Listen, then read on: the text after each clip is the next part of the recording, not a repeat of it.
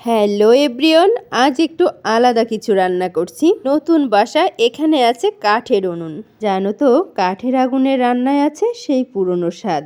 আজ খাসির চর্বি দিয়ে চর্বি ডাল রান্না হচ্ছে উনুনে।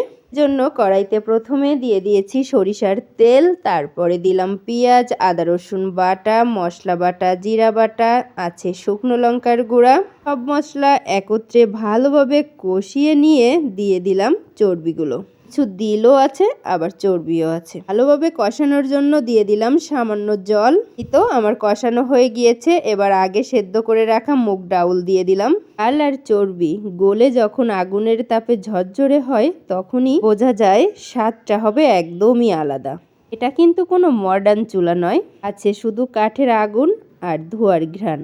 আর জানো তো তোমরা, এই রান্নায় আছে গ্রামের স্মৃতি আর মনের শান্তি। ভিডিওটা শেষ পর্যন্ত দেখো, আর ভালো লাগলে তো লাইক কমেন্ট করতে ভুলো না। ধন্যবাদ।